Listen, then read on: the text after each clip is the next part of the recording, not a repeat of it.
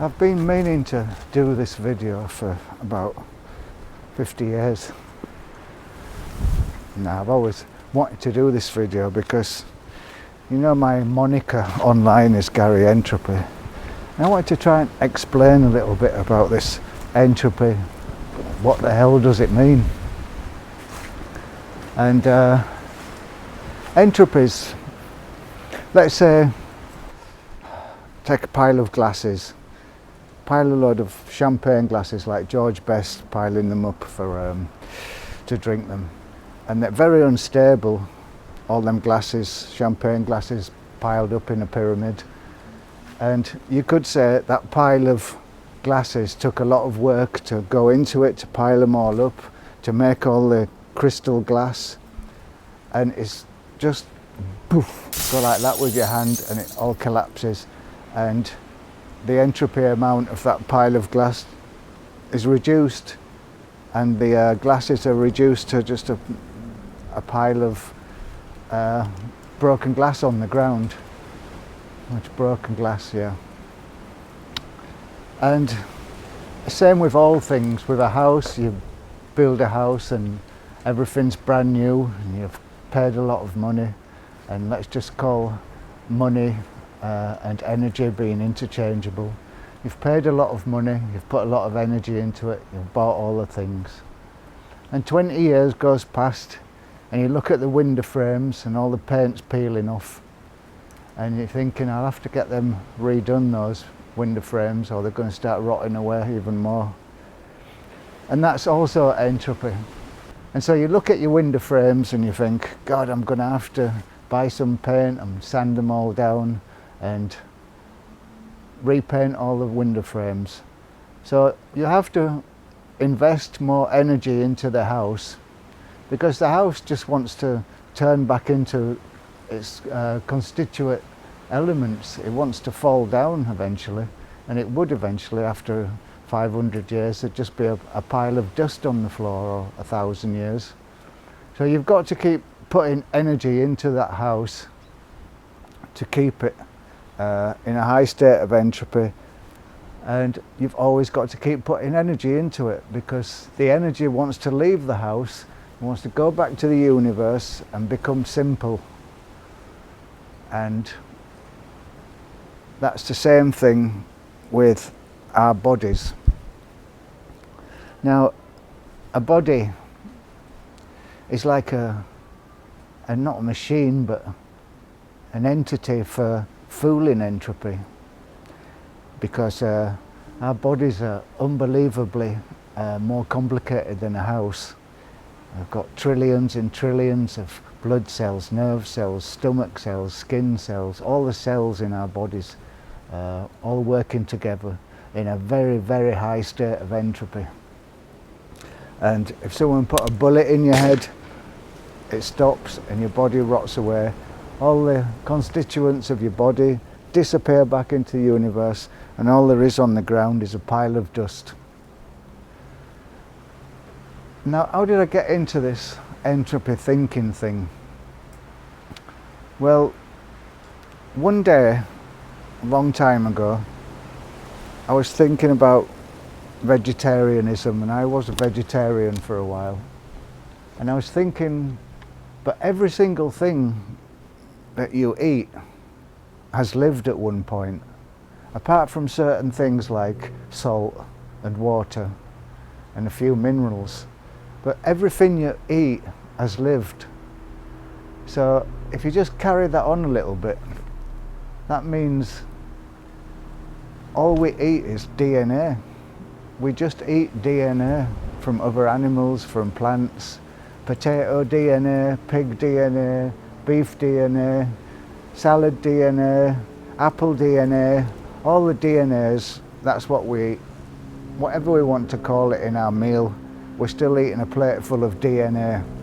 And that's the only thing we can eat, because we are DNA too, and anything else that we eat, if I picked up this plastic plant pot and tried to eat it, I couldn't, because it's not got any DNA in it. It originally had some DNA from the ancient times, from 20 million years ago, when that was made up of ferns and trees, and it turned into oil eventually. All that time and pressure and destroyed the DNA, and we managed to make plastic out of the oil, and so we can't eat it. No good for us. Poison.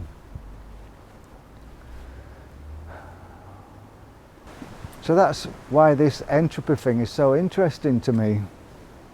It's because people have different beliefs. Some believe in gods, some believe in just money, some believe in sex. Everyone's got something to live by. You know, everyone's got some kind of religion, and even the people without any religion still have the religion of having no religion, if you know what I mean. But this DNA thing and entropy, I find it covers all the bases for belief, and it shows you how interconnected we are with life. As I said, all we can eat is DNA. All we can eat is life, so we live from life, and life gives life to itself. And I think that's quite a nice thing. And while we're here, our little entropy machine, working away for about 70 odd years, our bodies want to disintegrate and fall to pieces, go back to the universe. The energy's getting sucked out all the time, and we're stealing energy from other animals. We're stealing the pig's energy, the pig's DNA. We're stealing the beef and the lentils, all the DNAs, and eating it and carrying on, and at the end of the day, because with entropy and thermodynamics, you can't win.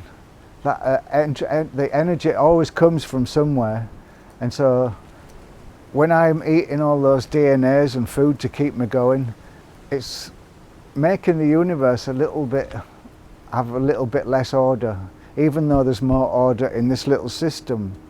Because how it works with entropy, it's like little worlds and little systems, little anti-entropy systems. And I've got one, you've got one, the cat's got one, the dog's got one, the leaf's got one. Everybody's stealing from the other person somehow.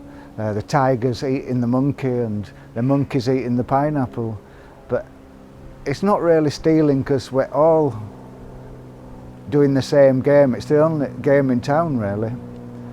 And I think that's interesting and gives you a nice sense of place in the world.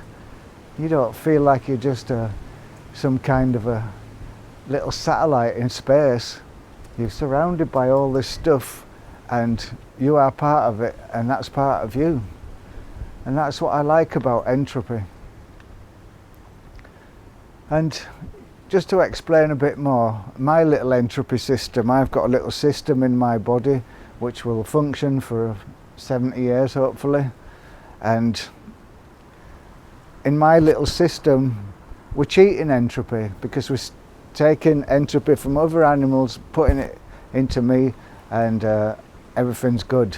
But at the end of the day, that has to be paid for, because that means the universe will last about 1 trillion billionth of a second less time than it would have been if I hadn't been alive. So that's my contribution to the universe, really. I shortened the universe by 1 million billion trillion of a second, and so did you. So gives a meaning to life as well, doesn't it?